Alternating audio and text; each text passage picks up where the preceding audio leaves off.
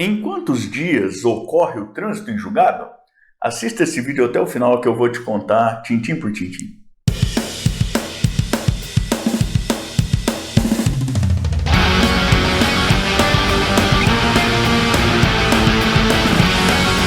Eu sou o professor Thiago Caversan e compartilho semanalmente, aqui mesmo no canal, vídeos relacionados à teoria e à prática do direito. Como esse vídeo de hoje, em que eu procuro falar sobre em quantos dias ocorre o trânsito em julgado. E isso já a partir de vários anos de experiência como advogado e também como professor universitário. Se você gosta desse tipo de conteúdo, inscreva-se aqui embaixo, também clique no sininho, até para ficar sempre a par das novidades que nós trazemos para cá. Hoje eu quero conversar contigo sobre o tempo que leva, quantos dias que demora para uma determinada decisão judicial transitar em julgado. E eu, de início, já vou precisar te dizer que a resposta é um sonoro depende.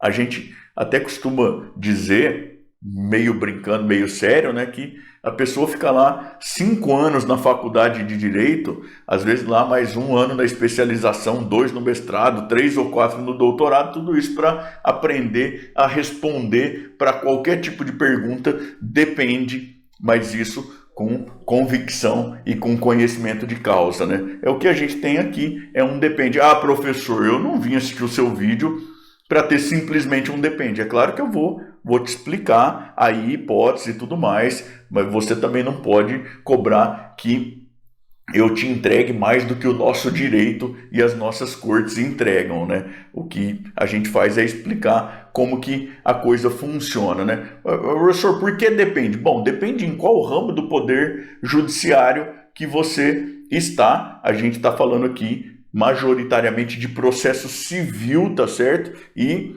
ainda assim, a gente tem lá a justiça comum e os juizados especiais. E a gente tem as várias alturas também, né? Você tem primeira instância, você tem tribunais de apelação, você tem cortes superiores, tá certo? Então, assim, se a gente está na justiça comum de primeiro grau, o prazo para interposição de recurso contra a sentença, o recurso que cabe contra a sentença é a apelação, tem um prazo de 15 dias.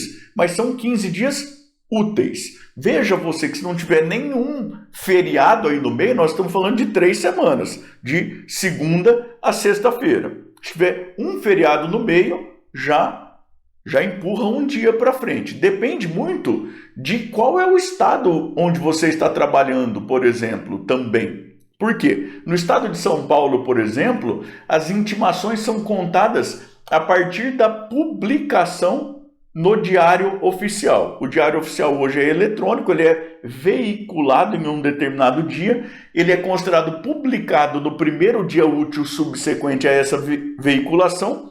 O primeiro dia do prazo é o primeiro dia útil subsequente à data considerada da publicação. E aí você vai considerando apenas os dias úteis. Se você estiver no estado do Paraná, que é de onde eu falo, por exemplo, você tem na Justiça Estadual um sistema chamado Projude, as intimações são eletrônicas, mas o advogado tem lá 10 dias para clicar para fazer a leitura dessa intimação, 10 dias corridos. Se ele não clica para fazer a leitura, aí você tem a leitura automática. Então, para calcular o tempo do trânsito em julgado, você precisa calcular esses 10 dias corridos primeiro, né? Aí você tem o início da contagem do prazo no primeiro dia útil subsequente a esses primeiros dias, 10 dias corridos. E aí você vai contar no caso do recurso contra a sentença aí, 15 dias úteis. Se a gente está falando de juizado especial na primeira instância, o prazo para recurso contra a sentença é de 10 dias. 10 dias úteis também. E isso depois dessa questão de início aí, então veiculação e publicação, se a gente tiver em tribunal que trabalha com essa sistemática, dias aí até a leitura automática eventualmente da intimação, se você tiver em tribunal que trabalha com essa outra sistemática. Você tem que levar em conta ainda que a gente tem duplicidades legais de prazo. A Fazenda Pública, por exemplo, tem prazo em dobro. Aqueles que são representados pela Defensoria Pública têm prazo em dobro também. Professor, o que isso quer dizer? Bom, quer dizer que, além daquela questão de início, ou seja, veiculação, publicação, ou então até os 10 dias para a leitura da intimação, depois disso, se a gente está falando de recurso contra sentença aqui, são na justiça comum 30 dias úteis. No juizado especial, são 20 dias úteis. Veja, se a gente estiver falando justiça comum, 30 dias úteis, isso são 6 semanas, é 1 mês e meio. E isso depois daquela formalidade de efetivação da intimação, seja com veiculação mais publicação, seja com até os 10 dias para que seja efetivada a formalização da leitura ou então a leitura automática. Tá certo? Então a gente está falando aí de aproximadamente 1 mês e meio, fora aquele prazo de início. Então, se for para incluir o prazo de início, você já está lá em quase 2 meses aí, e isso fora os feriados, os recessos, porque você tem feriado com emenda aí no próprio judiciário, não conta o prazo. Fora o período de recesso do dia 20 de dezembro até o dia 20 de janeiro. Não conta o prazo para nada disso, tá certo? Mas então, 30 dias úteis se for um caso de legalmente falando aí, ter prazo em dobro, como é o caso dos órgãos públicos, como é o caso da Defensoria Pública, por exemplo, tá certo? Agora veja, se você está lá nas Cortes Superiores, o último recurso que cabe, outros recursos já foram manejados, o que cabe lá são embargos de declaração, só, é a última coisa que cabe. O prazo dos embargos de declaração são 5 dias úteis.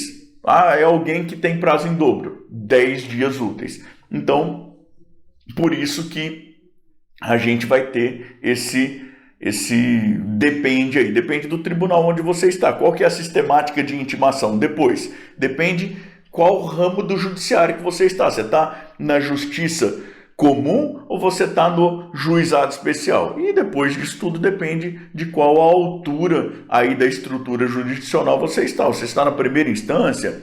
Você está lá na Corte Superior? O que é que foi julgado? Que tipo de impugnação ou de recurso que cabe contra essa decisão? Na pior das hipóteses, se você estiver em um lugar que funciona aí como o estado do Paraná, o prazo para se chegar aí ao trânsito em julgado são os 10 dias corridos, em primeiro lugar, né, a partir da expedição da intimação da decisão. Não é a partir da decisão, é a partir da expedição da intimação. 10 dias corridos para que haja aí a leitura automática. A partir do primeiro dia útil subsequente, aí os 30 dias úteis, se for um caso de prazo em dobro, se a gente tiver no ramo da justiça comum aí, ou então se tiver decisão da turma recursal, porque daí o prazo lá na turma recursal do juizado é até 15 dias, se for em dobro até 30 dias úteis, para que aconteça o trânsito em julgado. Tá certo? Eu espero que você tenha gostado do vídeo e queria te convidar, por favor, a contar para mim de onde é que você me assiste aqui nos comentários embaixo e o que é que você faz, se você é estudante de direito, se é advogado, se é parte em processo, se é curioso sobre o tema, até para, na medida do possível, a gente poder interagir um pouco, tá bom? Eu também queria te convidar a continuar navegando aqui pelo canal, especialmente a partir deste vídeo aqui em que eu falo sobre o que acontece depois do trânsito em julgado. E também queria te pedir de novo, por favor, para se inscrever no canal, para clicar no sininho, para dar o seu joinha aí, para seguir a gente lá no Instagram, porque isso é muito importante para que a gente continue produzindo esse material, tá bom? Muito obrigado, até mais, tchau, tchau.